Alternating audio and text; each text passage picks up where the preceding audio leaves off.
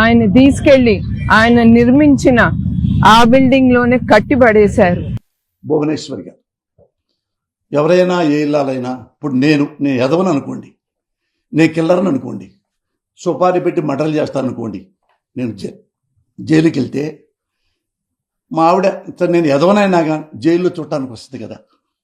వస్తే ఏం చెప్పుద్ది, నేను పెళ్లి చేసుకొని నా పరువంతా బాగొట్టుకున్నాను, ఈసారైనా ఈ బుద్ధిగా మారు, 20 ఏళ్ళు జైలు శిక్ష చేశారు నీకు, ఆ బయటకు వచ్చిన తర్వాత అయినా నిజాయితీగా ఉండు అని నా భార్య చెప్పుద్ది నాకు. కానీ భువనేశ్వరి మేడం ఏం చెప్పింది, మొలకత్కి వెళ్ళారు, బయటకు వచ్చారు ప్రెస్, మా ఆయన ఈ జైలు కట్టాడు, ఆ జైల్లోనే మా ఆయన్ని పెట్టారు. ప్రజల గురించి ఆయన మాట్లాడేవారు, ఆయన జీవితం అంతా మీకోసం ధారపోశారు. అమ్మా మీ ఆయన కాంగ్రెస్ లో ఉన్నాడు కదా, కాంగ్రెస్ వాళ్ళు పాపం మీ ఆయనకి ఎమ్మెల్యే టికెట్ ఇచ్చారు, ఎమ్మెల్యే గెలిపించారు, మంత్రి పదవి కూడా ఇచ్చారు. ఎందుకమ్మా అదే కాంగ్రెస్ ఎగిరి ఒక తన్నుతన్ని ఎందుకమ్మా జంపై టీడీపీలోకి వచ్చారు? ప్రజల కోసం అమ్మా.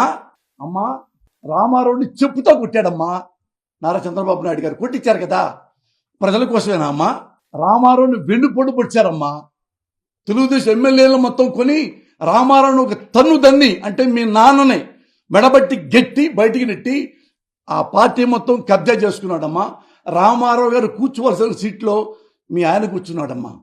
ప్రజల కోసమేనమ్మా. తెలంగాణలో కేసీఆర్ గారి ప్రభుత్వం పడేయటానికి, ఆయన రాజకీయ జీవితం నాశనం చేయడానికి డబ్బులు కూడా పంపించి ఆడియో వీడియోలో మీ ఆయన మాటలు విన్నావుకమ్మా, మనకు ఓటేయాలి అని వేరే ఎమ్మెల్యేని కొనబోయాడు కదమ్మా మీ ఆయన. దేనికోసం అమ్మా? ప్రజల కోసమా, ప్రజాస్వామ్యం కోసమా తల్లి? ఇది కాదులే అమ్మా. జగన్ గారు ఉన్నారు కదా, ఎలక్షన్లో గెలిచారు, 60 పైన సీట్లు వచ్చినాయి, మీ ఆయన ముఖ్యమంత్రి అయ్యాడు. చంద్రబాబు గారు కష్టపడి గెలుచుకున్న ఎమ్మెల్యేల్లో 23 మంది ఎమ్మెల్యేలని మీ ఆయన నారా చంద్రబాబు నాయుడు గారు డబ్బులు ఇచ్చి మంత్రి పదవిని ఆశపెట్టి లాగేసుకున్నారమ్మా. ఎవరు? వేరే పార్టీ ఎమ్మెల్యేలని. అది కూడా మీరు తిడుతుంటారే జగన్మోహన్ రెడ్డి గారిని. ఆ జగన్మోహన్ రెడ్డి గారు కష్టపడి గెలుచుకున్న ఎమ్మెల్యేలని మీ ఆయన కొనేసుకున్నాడమ్మా. దేనికమ్మా? ప్రజాసేవ కోసమా? అది ప్రజల కోసమా? మీ ఆయన జైల్లో పడుకొని ఇప్పుడు కూడా నేను బయటకు వస్తున్నా కదండి, ఇప్పుడు నా ప్రజలు అంటున్నాడంట. ఎట్లా నెక్స్ట్ చంద్రబాబు ఎలాగ జగన్ని మళ్ళీ ఎలా ఇప్పుడు ఇన్ని రకాలు ట్రై చేస్తున్నాను, జగన్ని నేను ఏం చేయలేకపోతాను, ఎట్లా ఏమైనా మర్డర్ చేయొచ్చా అట్టా ఆలోచిస్తున్నాడమ్మా. జగన్ చంపితే ప్రజలు బాగుంటారు అనుకుంటున్నాడు కదా మీ ఆయన. నెవర్. ఎవడైతే ప్రజల గుండెల్లో ఉంటాడో, ఎవడైతే నిజంగా ప్రజల్ని ప్రేమిస్తాడో వాడే ఆ సీట్లో కూర్చోవాలి. మీ ఆయన అనర్హుడమ్మా. ఒక్కసారి కూడా నిజాయితీగా గెలిచింది లేదు, ఒక్కసారి కూడా గెలిచింది లేదు.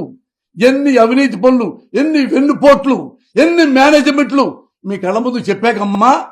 వీటిలో ఒక్క అబద్ధం అయితే మళ్ళీ ప్రెస్ మీట్లో చెప్పుతో నేను కొట్టుకుంటాను.